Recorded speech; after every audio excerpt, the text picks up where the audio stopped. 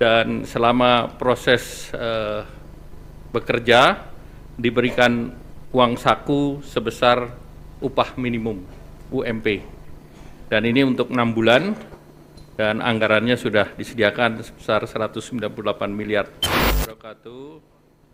Saya didampingi oleh Pak Menteri Keuangan, Pak Purbaya. Tadi hadir dalam rapat bersama Bapak Presiden dan rapat dengan Pak Presiden tadi membahas terkait dengan kebijakan yang akan diambil yang kita beri nama program paket ekonomi di tahun 2025 ini yang terdiri dari 8 program akselerasi di 2025, 4 program yang dilanjutkan di 2026, dan 5 program yang terkait dengan andalan pemerintah untuk penyerapan tenaga kerja. Mungkin slide-nya boleh ditayangkan.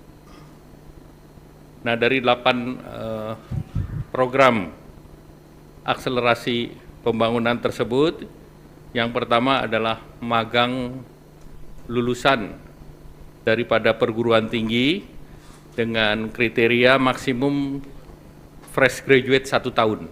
Apakah itu S1, D3, dan yang lain, itu di link and match-kan dengan dikerjasamakan dengan sektor industri, di mana penerima manfaat tahap pertama 20.000 orang, dan selama proses bekerja diberikan uang saku sebesar upah minimum UMP. Dan ini untuk 6 bulan dan anggarannya sudah disediakan sebesar 198 miliar. Yang kedua, mungkin yang terkait dengan perluasan PPh 1 ditanggung pemerintah yang kemarin sudah diperlakukan untuk sektor padat karya, ini dilanjutkan ke sektor pariwisata, hotel, restoran, dan kafe. Target penerimanya 552.000 pekerja, dan ini diberikan 100% PPh untuk sisa tahun pajak 2025 ataupun 3 bulan. Nah, anggarannya sebesar 120 miliar. Ini bisa pindah ke slide berikut, slide 3. Kemudian bantuan pangan itu juga dilanjutkan untuk 2 bulan, itu untuk 10 kg beras di bulan Oktober November, nanti kita evaluasi untuk bulan berikutnya, bulan Desember. Nah, itu diperlukan dana sebesar 7 triliun. Kemudian program bantuan iuran jaminan kecelakaan kerja dan jaminan kematian bagi pekerja bukan penerima upah. Jadi ini bagi pekerja bukan penerima upah itu adalah pengemudi transportasi online atau ojol, ojek panggalan, supir, kurir, dan logistik. Target penerimanya adalah 731.361 orang. Diberikan diskon 50% untuk JKK dan JKM. Jadi JKK dan JKM itu tentunya kita berharap bahwa ini bisa diterima oleh ojol, dan dana yang diperlukan adalah 36 miliar dan disiapkan oleh BPJS. Nah, ini JKK itu santunan kematian 48 kali upah, santunan cacat 56 kali upah, beasiswa 174 juta untuk 2 orang anak, dan jaminan kematian itu totalnya bisa menerima 42 juta. Kemudian manfaat layanan tambahan dari perumahan BPJS Tenaga Kerja. Kita tahu BPJS Tenaga Kerja punya program terkait dengan perumahan. Nah, ini bunganya diturunkan. Jadi sebelumnya adalah BI rate plus 5%, ini diturunkan menjadi BI rate plus 3%.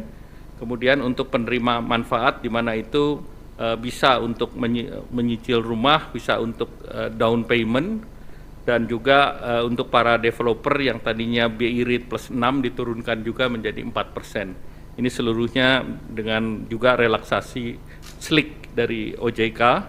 Nah, ini targetnya 150 miliar ditanggung oleh BPJS.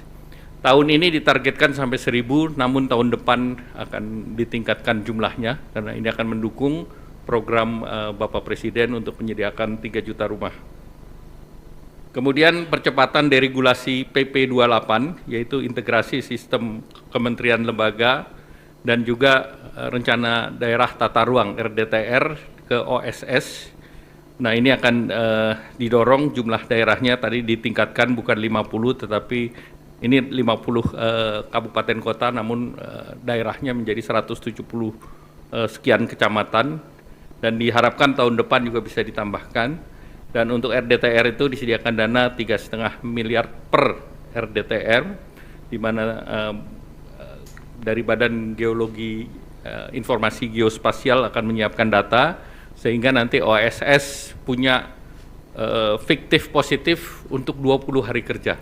Sehingga kalau ini tidak selesai, maka otomatis akan berlaku, dan itu kebutuhan dananya diperkirakan sekitar 1 triliun. Kemudian pilot project beberapa program di kota-kota besar, salah satunya adalah di Jakarta untuk gig ekonomi, di mana ini semacam working space, dan ini akan diikuti oleh piloting di berbagai daerah lain, Jabar, Jateng, Jatim, Banten, Bali, Manado, Makassar, dan Batam. Kalau di Jakarta menggunakan dana yang sudah tersedia di Jakarta, dan juga akan mendorong dana yang ada di Ekraf. Nah, kemudian paket 4 tadi yang 8 sudah saya jelaskan. 8 diberlakukan untuk mengakselerasi di 2025. Yang 4 adalah yang akan dilanjutkan di 2026. Yang pertama terkait dengan PPh final bagi UMKM yang pendapatannya 4,8 miliar setahun, itu pajak finalnya 0,5% dilanjutkan sampai 2029. Jadi tidak kita perpanjang satu tahun, tetapi diberikan kepastian sampai dengan 2029. Kemudian tahun 2025 alokasinya sudah 2 triliun.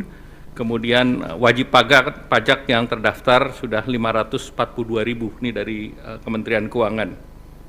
Kemudian kita memerlukan revisi PP.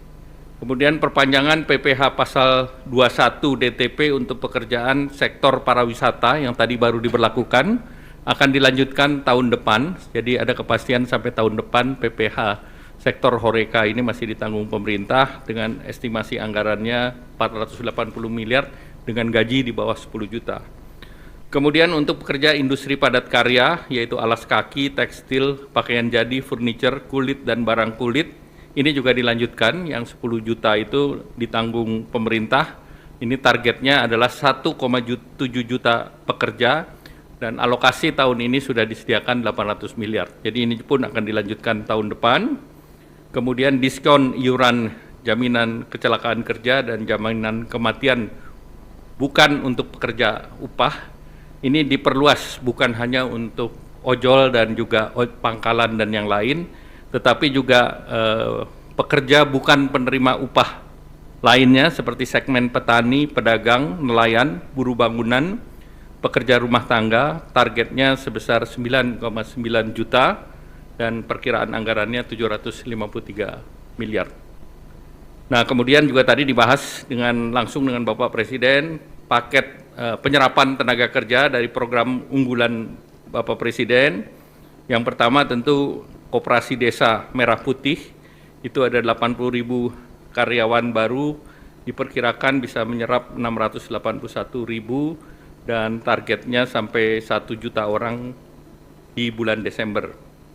Kemudian Kampung Nelayan Merah Putih, tahun ini targetnya 100 desa, diharapkan bisa menyerap 8.645 tenaga kerja, jangka panjang 4.000 titik, bisa menciptakan 200.000 lapangan kerja. Kemudian revitalisasi tambak di Pantura, aksesnya 20.000 hektar dan menyerap 168.000 tenaga kerja. Kemudian program modernisasi kapal, ini ada 1.000 kapal nelayan, ini diperkirakan bisa menciptakan 200.000 lapangan kerja baru, dan juga ada kapal 30 GT, 150 GT, dan unitnya untuk KN Koperasi Merah Putih 30 GT 1000 unit, 150 GT 200 unit, 200 GT 200 unit, 300 GT 170 unit, 600 GT 10 unit, 2000 GT 2 unit untuk pelaku usaha existing BUMN atau Jaladri. Kemudian program perkebunan rakyat itu penanaman kembali 870.000 hektar oleh KL, Kementerian Pertanian, diharapkan bisa membuka lapangan kerja lebih dari 1,6 juta dengan komoditas prioritas antara lain tebu, kakao, kelapa, kopi, mete, dan pala.